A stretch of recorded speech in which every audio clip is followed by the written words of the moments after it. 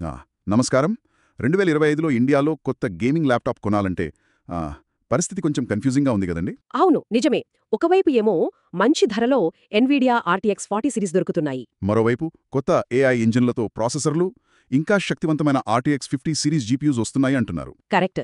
ఈ రెండిటి మధ్య ఎలా ఎంచుకోవాలో కొంచెం కష్టమే. ఈరోజు మనం భారతదేశ గేమింగ్ ల్యాప్టాప్ల 2025 గైడ్ ఆధారంగా దీన్ని సులభతరం చేయడానికి ప్రయత్నిద్దాం. మంచిది. అంటే ముఖ్యంగా వినియోగదారుల అవసరాలు, టెక్నాలజీలు, బ్రాండ్స్ ఏం చేస్తున్నాయో చూద్దాం, అంతేనా? అవునండి, అదే మన లక్ష్యం. సరే, మొదటిగా ఎవరు ఎలాంటి ల్యాప్టాప్ తీసుకోవాలి అంటే గేమర్ ప్రొఫైల్స్ అంటారు కదా, వాటి గురించి మాట్లాడదామా? తప్పకుండా. చాలామంది ఉంటారు. మొదట సాధారణ గేమర్ అంటే క్యాజువల్ లేదా మెయిన్ స్ట్రీమ్ అనుకోండి. వీళ్ళకే ముఖ్యం. వీళ్ళెక్కువగా 1080pలో ఆడతారు. సో బ్యాలెన్స్డ్ పర్ఫార్మెన్స్ కావాలి. నా ఉద్దేశంలో RTX 4050 సరిపోతుంది, ముఖ్యంగా DLSS 3 ఉంటే. DLSS 3 అంటే కొంచెం అది డీప్ లెర్నింగ్ సూపర్ శాంప్లింగ్ అంటే AI వాడి తక్కువ రెజల్యూషన్ ఎక్కువ క్వాలిటీకి పెంచుతుందన్నమాట. ఫ్రేమ్ రేట్స్ పెరుగుతాయి. Okay okay. మరి ఈ స్పోర్ట్స్ ప్లేయర్స్ వాళ్ళకి ఫ్రేమ్ రేట్స్ పిచ్చి కదా. అవును, వాళ్ళకి FPS చాలా ముఖ్యం. దానికి పవర్ఫుల్ CPU కావాలి, ఇంటెల్ HX సిరీస్ లాంటిది. ఇంకా చాలా హై రిఫ్రెష్ రేట్ డిస్ప్లే అంటే 240 హెర్ట్జ్ లేదా అంతకంటే ఎక్కువ. మక్ స్విచ్ కూడా ఉండాలి. మక్ స్విచ్ అంటే అది డైరెక్ట్ గా GPU నుంచి డిస్ప్లేకి సిగ్నల్ పంపుతుంది, మధ్యలో ఇంటిగ్రేటెడ్ గ్రాఫిక్స్ లేకుండా. పర్ఫార్మెన్స్ బూస్ట్ అవుతుంది. అర్థమైంది. ఇక గ్రాఫిక్స్ పిచ్చోళ్ళు, AAA విజువల్ ఎంతూసియాస్ట్ సంగతి ఏంటి? వీళ్ళకి విజువల్ క్వాలిటీనే top priority. So powerful GPU కావాలి, RTX 470 లేదా అంతకంటే ఎక్కువ, లేదా కొత్త 5070+. ఓ, వీరామ్ కూడా ఎక్కువ ఉండాలా? ఖచ్చితంగా. కనీసం 12 GB వీరామ్ ఉండాలి. డిస్ప్లే కూడా QHD+ రెజల్యూషన్తో OLED లేదా మినీ LED అయితే బెస్ట్. ఓకే. చివరిగా గేమింగ్తో పాటు క్రియేటివ్ వర్క్ చేసేవాళ్ళు, హైబ్రిడ్ యూజర్స్. వాళ్ళకి రెండిటి మధ్య బ్యాలెన్స్ కావాలి. ఎక్కువ కోర్లున్న CPU, కనీసం 32 GB ర్యామ్. 16 GB సరిపోదా? సరిపోతుంది, కానీ 32 GB ఫ్యూచర్ ప్రూఫ్, క్రియేటివ్ పనులకు కూడా బెటర్. ఇంకా colour accurate display, thunderbolt ports లాంటివి ముఖ్యం. ఓకే. ఇప్పుడు టెక్నాలజీల విషయానికొద్దాం. GPU దగ్గర పెద్ద కన్ఫ్యూజన్ ఉంది. 40 సిరీసా 50 సిరీసా? అవును, ఇది పెద్ద ప్రశ్న. 40 సిరీస్ ప్రస్తుతం మంచి విలువ ఇస్తోంది. 50 సిరీస్లో కొత్త AI ఫీచర్లు, ఇంకా మెరుగైన సామర్థ్యం ఉండొచ్చు అంటున్నారు.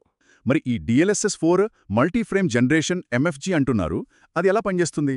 DLSS 3 ఇప్పటికే AI అప్స్కేలింగ్ చేస్తోంది కదా. MFG ఇంకో అడుగు ముందుకేసి 2 ఒరిజినల్ ఫ్రేమ్ల మధ్యలో పూర్తిగా AIతో ఒక కొత్త ఫ్రేమ్ను క్రియేట్ చేసి పెడుతుంది. అంటే కదలికలు ఇంకా స్మూత్గా కనిపిస్తాయన్నమాట. అవును, విజువల్ స్మూత్నెస్ పెరుగుతుంది, కానీ గేమ్ రెస్పాన్సివ్నెస్ నేరుగా పెరగదు. RTX 50 సిరీస్కి ఇది పెద్ద ప్లస్ పాయింట్ కావచ్చు. ఓకే. మరి CPUలలో వస్తున్న NPUలు, న్యూరల్ ప్రాసెసింగ్ యూనిట్స్, అవేంటి? అవి AI PC వైపు మొదటి అడుగులన్నమాట. ప్రస్తుతానికి వీడియో కాల్స్లో బ్యాక్గ్రౌండ్ బ్లర్ లాంటి చిన్న పనులను తక్కువ పవర్తో చేస్తాయి. అంటే బ్యాటరీ లైఫ్కి మంచిదంటారా? అవును, CPU GPU మీద లోడ్ తగ్గించి బ్యాటరీ ఆదా చేస్తాయి. భవిష్యత్తులో మాత్రం గేమ్ సెట్టింగ్స్ని ఆటోమేటిక్గా ఆప్టిమైజ్ చేయడం, సిస్టమ్ రీసోర్సెస్ను మేనేజ్ చేయడం లాంటివి చేయొచ్చు. ఇంట్రెస్టింగ్. చూడాలి. ర్యామ్ అయితే 16 GB DDR5 ఇప్పుడు స్టాండర్డ్, 32 GB హైబ్రిడ్ యూజర్స్కి బెటర్ అని అర్థమైంది. డిస్ప్లేలలో IPS, OLED, మినీ LED ఉన్నాయి. కానీ ఈ TGP గురించి చెప్పండి, టోటల్ గ్రాఫిక్స్ పవర్. దీన్నెవరూ పెద్దగా పట్టించుకోరు కదా. కానీ ఇది చాలా చాలా ముఖ్యం. TGP అంటే ఆ ల్యాప్టాప్ డిజైన్, కూలింగ్ సిస్టమ్, ఆ GPUకి ఎంత పవర్ ఇవ్వగలదు అని చెప్పేది. వాట్స్లో ఉంటుంది. అంటే ఒకే RTX 4060 GPU ఉన్నా వేర్వేరు ల్యాప్టాప్లలో వేర్వేరు TGPలుండొచ్చు. తక్కువ TGP ఉంటే ఆ GPU పూర్తి సామర్థ్యంతో పనిచేయదు. Oh my God. అంటే పేరు చూసి మోసపోకూడదనమాట. ఒకే 4060 అయినా TGP తక్కువ ఉంటే పర్ఫార్మెన్స్ తగ్గిపోతుంది. ఎగ్జాక్ట్లీ. అందుకే స్పెక్స్ చూసేటప్పుడు GPU మోడల్తో పాటు TGP ఎంతుందో కూడా చూడాలి. ఎక్కువ TGP ఉంటేనే బెటర్ పర్ఫార్మెన్స్. ఇది చాలా ఉపయోగకరమైన విషయం. సరే, బ్రాండ్స్ విషయానికొస్తే ఏసిస్ ROG టఫ్ అని, లెనోవో లీజన్ LOQ అని, ఇలా 2 రకాలుగా వస్తున్నాయి కదా, ఏంటిది? అవును, చాలా బ్రాండ్స్ ఈ 2 స్థాయిల పద్ధతి ఫాలో అవుతున్నాయి. ROG, లీజన్ లాంటివి ప్రీమియం సిరీస్. అంటే బెస్ట్ ఫీచర్లు, క్వాలిటీ. అవును, top performance, cooling, build quality ఉంటాయి. ధర కూడా ఎక్కువే. టఫ్, LOQ లాంటివి వాల్యూ ఓరియంటెడ్. అంటే మంచి పర్ఫార్మెన్స్ కొంచెం తక్కువ ధరలో వస్తుందా? అవును, కానీ కొన్ని ప్రీమియం ఫీచర్స్లో రాజీ పడాల్సొస్తుంది. బడ్జెట్ అవసరాలను బట్టి ఎంచుకోవాలన్నమాట. రైట్. అయితే మన భారతీయ మార్కెట్కి కొన్ని స్పెసిఫిక్ రికమెండేషన్స్ ఇద్దామా, బడ్జెట్ వారీగా?